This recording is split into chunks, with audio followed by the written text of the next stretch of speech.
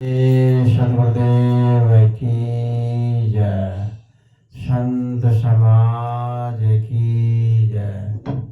मेरे आध्यात्मिक एवं व्यवहारिक जीवन के आत्म प्रेरणा स्रोत मेरे परम आराध्य सदगुरुदेव एवं सत्संग सभा स्थल में बैठे हुए मेरे धर्म प्रेमी सज्जनों, ममतामयी माताओं बहनों, नन्हे मुन्ने प्यारे बच्चों, सदगुरु के कबीर साहब के एक साथी पर थोड़ा विचार। जो लो तारा जगमगे, तो लो उदय न सूर, तो लो जीव कर्म बस डोले, दो लो ज्ञान न पूर। सदगुरु यहाँ कहते हैं कि जब तक तारे टिमटिमाते हैं, रात को तारे टिमटिमाते हैं, सूर्य नहीं निकलता, और जब सुबह सूर्य निकल जाता है तारों का दिखना बंद हो जाता है। जो लो तारा जगमगे, तो लो उगे न सूर। जब तक तारे जगमगाते रहते हैं तब तक सूर्य नहीं उगा रहता, और जब सूर्य उग जाता है तारे तो चमकते हैं, हर समय तारे रहते हैं, लेकिन उनका चमकना टिमटिमाना नजर नहीं आता। इसी प्रकार सदगुरु कहते हैं, तो लो जीव कर्म बस डोले। ये जीव तब लग ये कर्म बस, कर्म के बस अपना कर्म भोगता है, कर्म बटोले तब लो ज्ञान न पूर।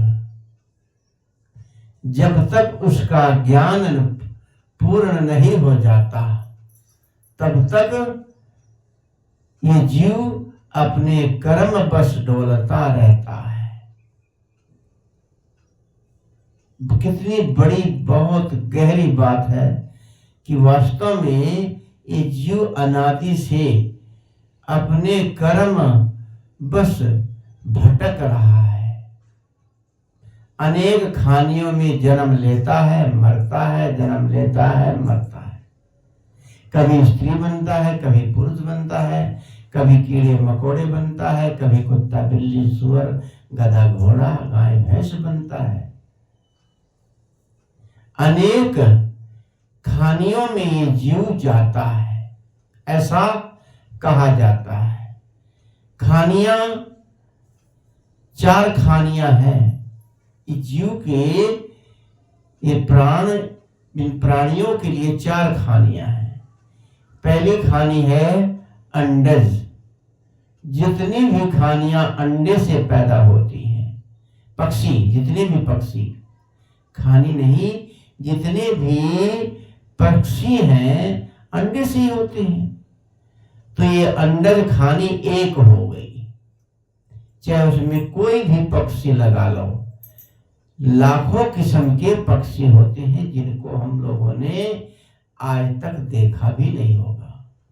ऐसे ऐसे पक्षी रंग बिरंगे, चिड़ियाघरों में जाते हैं तो देखते हैं वहां अजीब किस्म के पक्षी, तोता मैना रंग बिरंगे।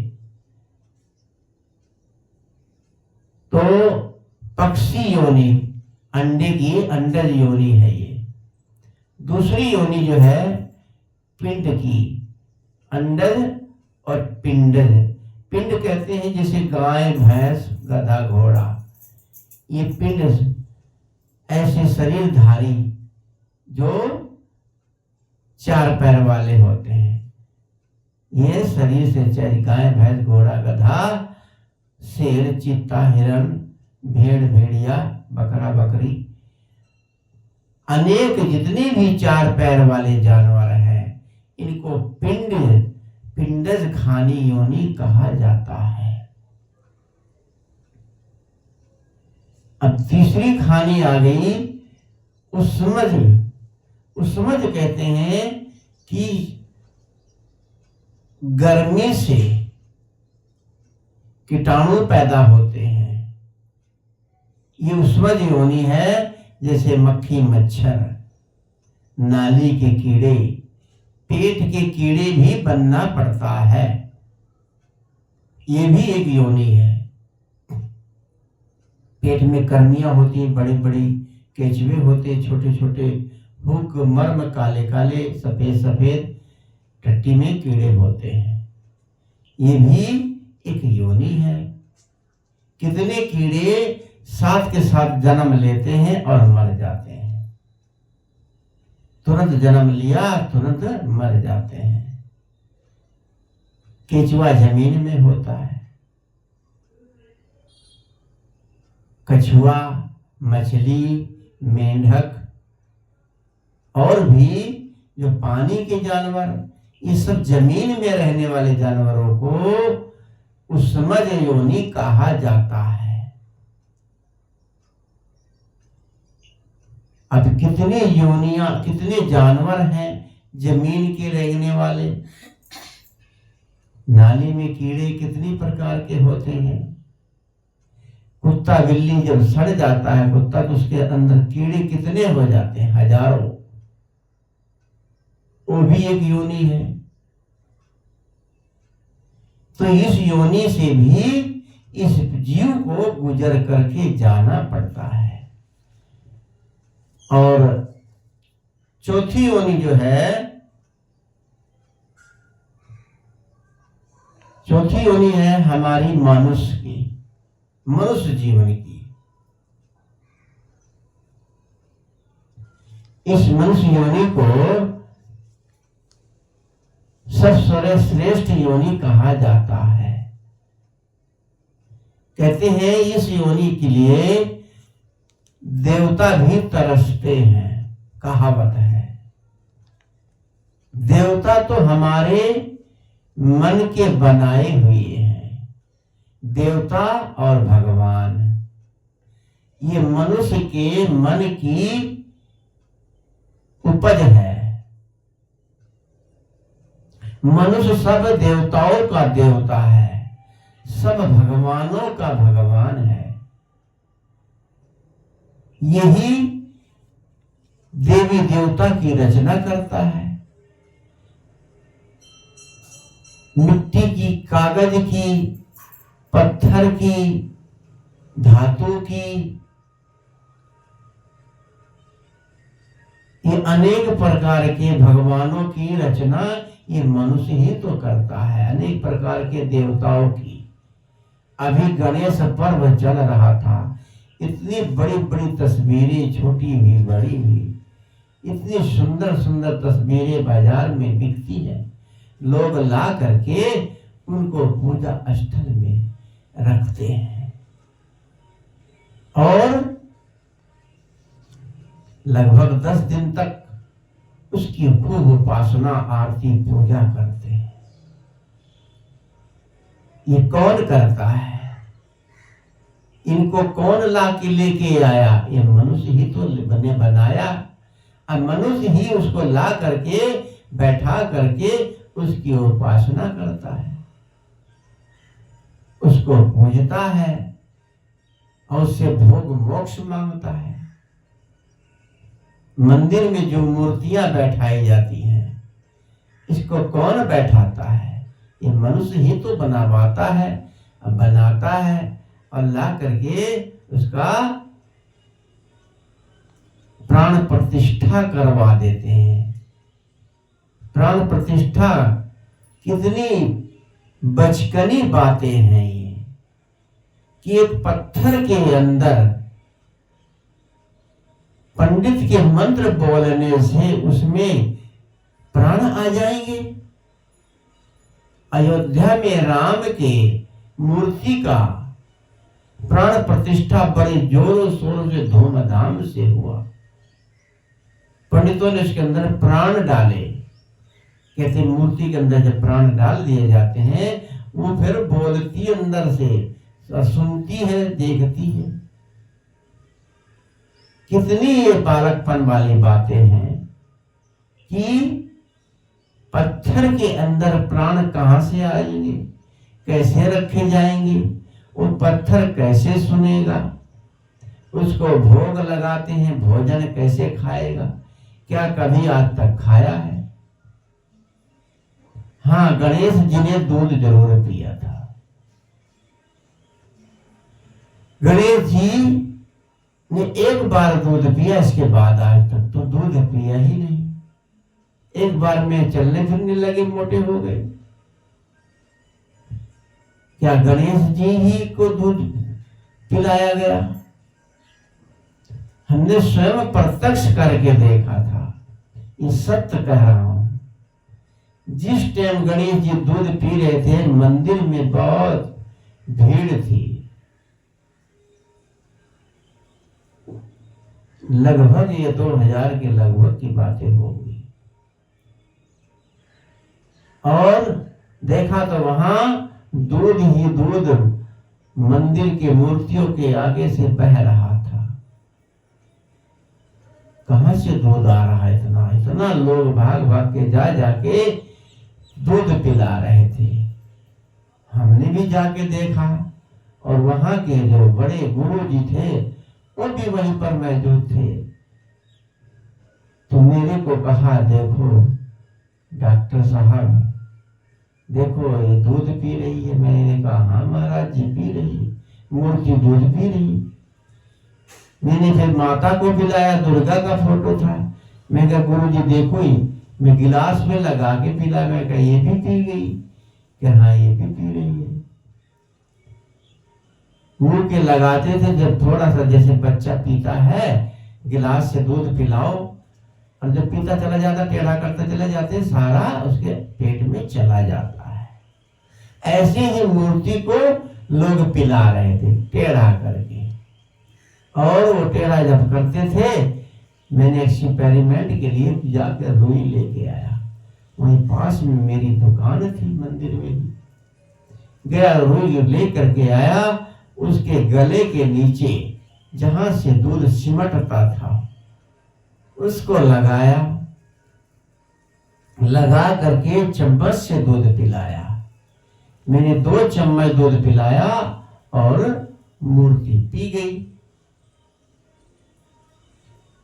तो जब सीधा रखता तो नहीं जाता, टेढ़ा करता था, सब सटक से सारा चला जाता था।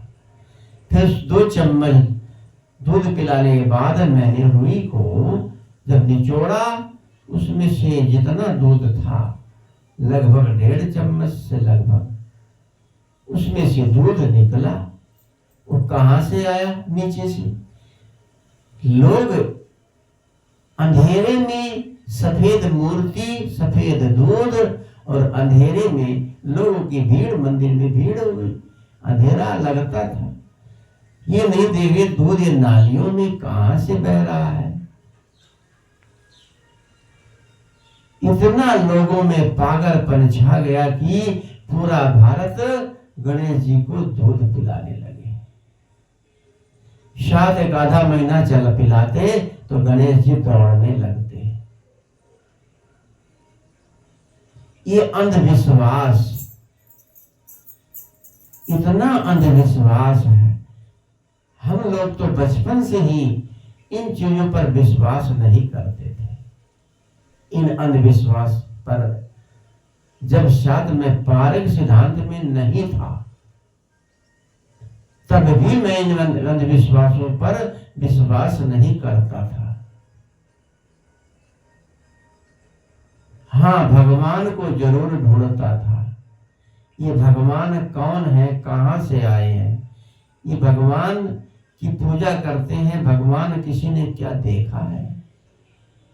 मंदिर में जाते थे, वहां बैठ के घंटों घंटों उपासना करते थे और भगवान का नाम लेते थे। ये सब करते थे। ब्रह्मा, विष्णु, महेश, शिव और देवी देवता, हनुमान जी, सबकी पूजा करते थे और उनसे मांगते थे, फल मांगते थे कि मेरा ये कर दो हनुमान जी। मन में विश्वास रहता है, कर्म हम करते हैं, आपकी कामना ऑटोमेटिक पूर्ण अवश्य होती है। जब आप सच्ची धारणा से दिल से कोई काम करेंगे तो आपकी मनोकामना पूर्ण जरूर होगी। तो मैं कह रहा था कि इन देवताओं की जो है कि उपज मनुष्य ने की है। इस मनुष्य से बड़ा कोई भगवान नहीं है। ये सब भगवानों का भगवान है, सब देवताओं का देवता है। यदि ये मनुष्य ना हो तो भगवान की यहाँ कोई जरूरत नहीं। क्या हिंदू क्या मुसलमान सब मंदिरों में ईंट पत्थर के रोड़ों के अंदर भगवान और खुदा ईश्वर ढूंढते हैं। अकेले में शून्य में उस खुदा को पुकारते हैं। जहां वो बोलता है वहां आवाज नहीं लगाते, जिस शून्य में आकाश में ईश्वर को आवाज लगाते हैं। सदगुरु कबीर साहब ने कहा, क्या तेरा खुदा बहरा है? कंकड़ पत्थर जोड़ के मस्जिद नहीं चुना है। कंकड़ पत्थरों को जोड़ करके एक मस्जिद बना ली, ऊपर चढ़ मुल्ला बांग दे, क्या बहरा भया खुदा है? तेरा खुदा बहरा है। इसी प्रकार हमारे हिंदू भाई मंदिरों के अंदर भगवान ढूंढते हैं, मूर्तियों में भगवान ढूंढते हैं, इन पत्थर की पिंडियों के अंदर भगवान ढूंढते हैं, जिसमें कुछ भी नहीं है। निर्जीव के अंदर जीव ढूंढते हैं, बाहर भगवान ढूंढते हैं, अंदर आपके आत्मा के अंदर आप स्वयं ही तो भगवान स्वरूप हो। आप स्वयं भगवान बन सकते हो। आप ये चेतन आत्मा ही तो भगवान है। असली भगवान को छोड़कर नकली भगवान को ढूंढ रहे हैं। ये कितना पागलपन है। इसलिए इस पागलपन को हमें दूर करना चाहिए।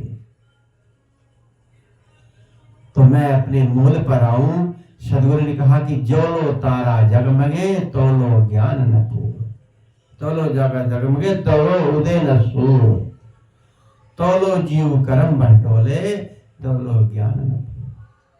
जब तक ज्ञान पूरा नहीं होगा, असली ज्ञान क्या है? अपने आप को पहचानना, अपने में अपने को समझना, अपने स्वरूप को समझना। मेरा असली स्वरूप क्या है?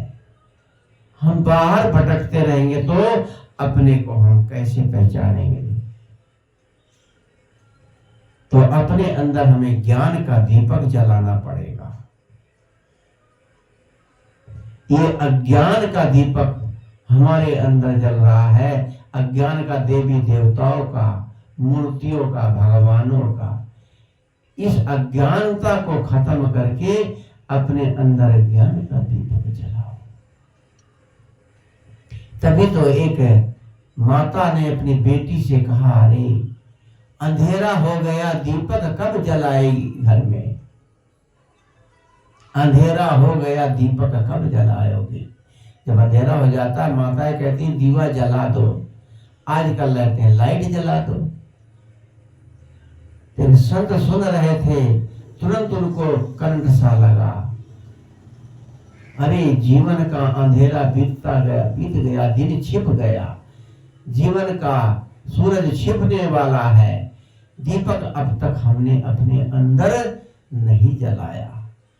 ज्ञान का दीपक, जब तक ज्ञान का दीपक नहीं जलाएंगे तब तक हम अपने को मुक्त नहीं कर पाएंगे, अपनी मुक्ति को नहीं प्राप्त कर पाएंगे। अपने अनुकूलता में जीना चाहिए, प्रतिकूलता भी जीवन में आती है, उसको भी सहना पड़ता है। जीवन में हमें दया, करुणा, क्षमाशील, सत्य, समता, ममता, दया का भाव रखना चाहिए।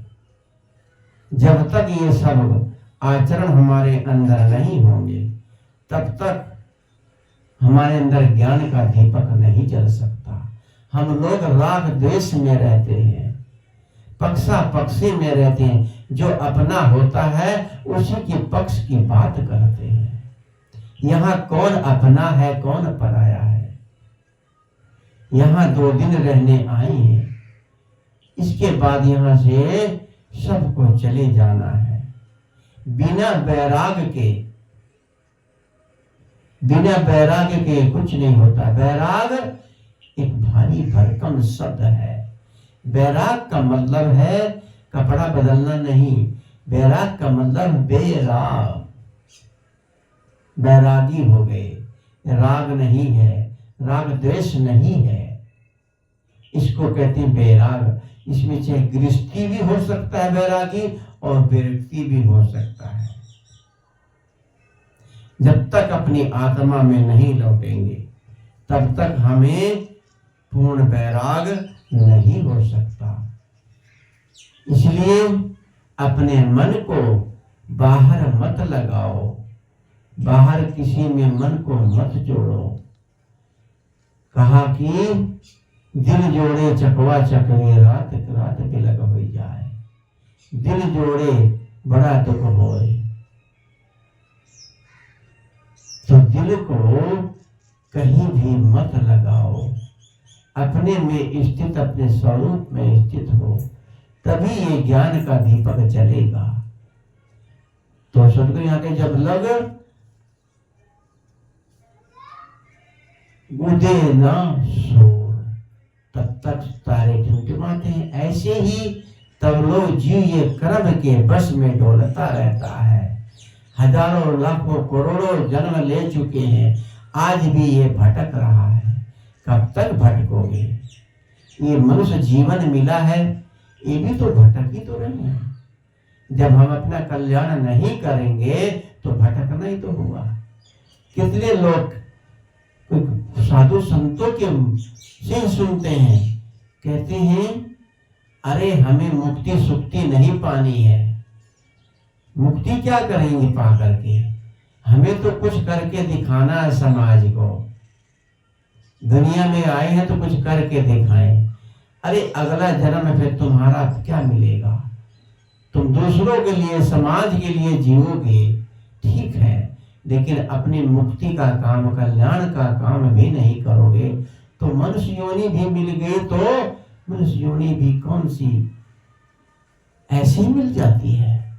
9 महीने माता के गर्भ में रहना पड़ता है और गर्भ से जब पैदा होता है कितना घुटन से पैदा होता है, अंदर कितना उसको कष्ट होता है।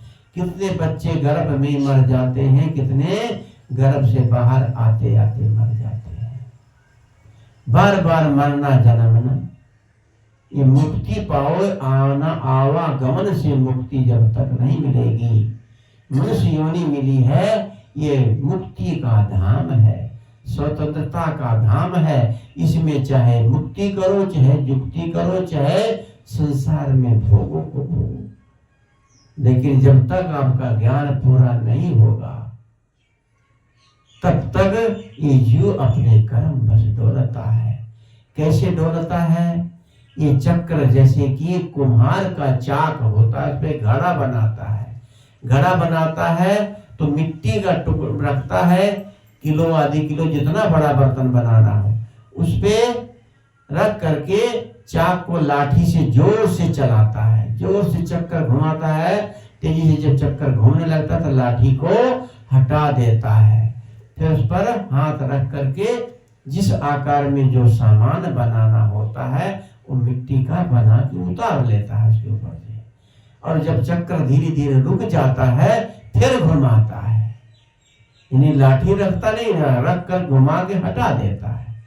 ऐसे ही कुम्हार के चाक की तरह हम लोग नाच रहे हैं, घूम रहे हैं, और जब ये बर्तन जैसे बन जाता है तो चाक घूमना बंद हो जाता है।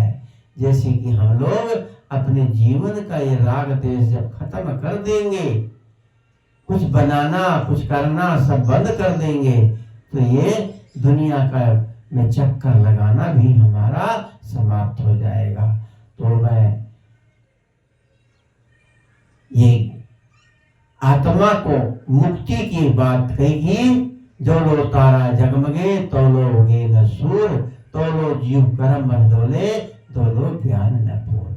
तो इन शब्दों के साथ हम अपनी वाणी विराम देते। बोलिए सदगुरुदेव की जय। वंदन